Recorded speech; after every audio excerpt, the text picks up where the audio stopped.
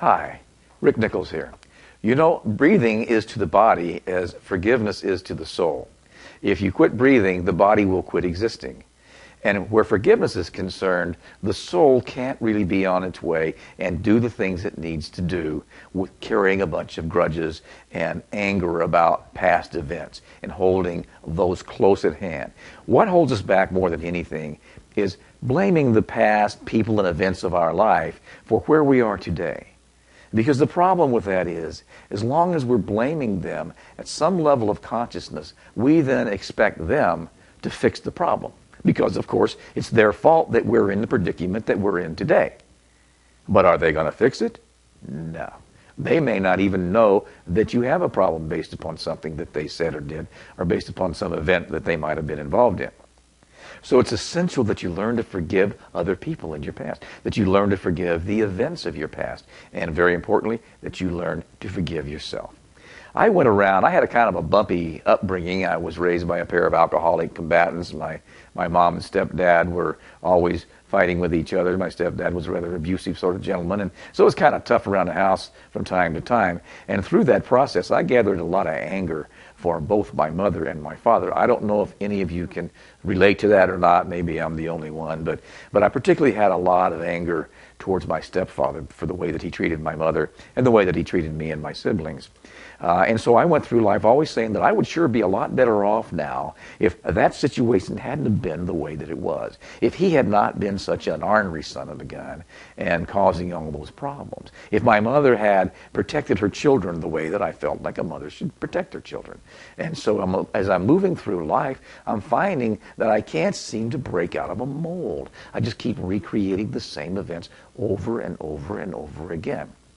And I read a book called You Can Heal Your Life by Louise Hay, and it pointed out to me the importance of forgiveness. So I went to work on that. And one day it just came to me to call my stepfather. I hadn't talked to him for many, many, many years. I had no use for him. To call him and let him know how I felt about all of this and see why it was that he treated us the way he did. So I called him on the phone.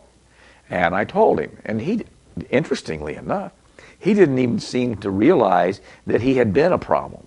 Remember I mentioned earlier, these people may not know that they're a problem in your life. However, as I talked to him, he referred to me and treated to me the same way he did when I was a kid. A lot of foul language, calling me names and so forth and so on without going into all of that. He treated me the same way over this phone conversation that he treated me when I was a child. But now, you see, I'm in a different position. So I went right back at him. So we had this verbal war over the phone, back and forth and back and forth. And I called him everything but a nice man, which, of course, is what I believed at the time. And he finally got tired of it and he hung up. But I wasn't done. So I called him back. And he picked up the phone again. And I called him everything but a nice man. And he finally hung the phone up again. But I still wasn't done. So I picked up the phone and I called him. And he answered again, believe it or not. And then I called him everything but a nice man for a very short time. And then I said, thank you, good night. And I hung the phone up. And in that moment, a huge burden left me.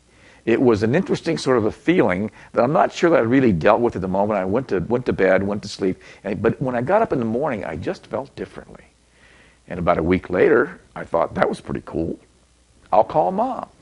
So I picked up the phone and I called Mom, and I said to Mom, what was the matter with you? Why did you let this man terrorize you and your entire household? Why did you let him treat your children? A mother's supposed to take care of her children, and you didn't do that. And I want to know why that was. She paused for a moment. She said, well, son, the truth is, I didn't know of any other options. I felt like I had to feed you. There were 6 of us, kids, that I had to feed you all and provide a house for you, and I couldn't do that on my own. And at the very least, he was bringing in some money to do that. So I didn't see any other options. And of course, this was back in the 50s and early 60s when you didn't have women's shelters and the kinds of things you have now. So I can see where she would believe that she didn't have any other options. And after talking with her in that conversation, she immediately became my hero. Because what I realized in that conversation, and this is how quickly these things can happen when you address them right on. What I realized in that conversation is that she had sacrificed an immense part of her life and her comfort and her joy to keep her children safe. That's the only way she knew how to do it, even though it was kind of rough on us. And when I hung the phone up, my mother was my hero. And my stepfather, he wasn't a hero to me, but at least I had some compassion for him, because I had to know that a person who felt that badly and who had that much anger in him had to be very unhappy going through life. And so it moved me to a place of, in his case, compassion, in a place of my mother's case, an even deeper love than I had for her before. So forgiveness is really worth the effort to go after and let it go. It can make your life, it can make an immense difference in your life. It'll make you a lot more comfortable with everything. So give it a try, and we have some videos and audios and PDF download ebooks and articles and loads of stuff in our community here to help you with these kinds of things. Just look around, and if we have something, if you're looking for something that you can't find, drop us an email, and we'll be sure to point you in the right direction. This is Rick Nichols, skillsforlifesuccess.com. Thank you for joining me.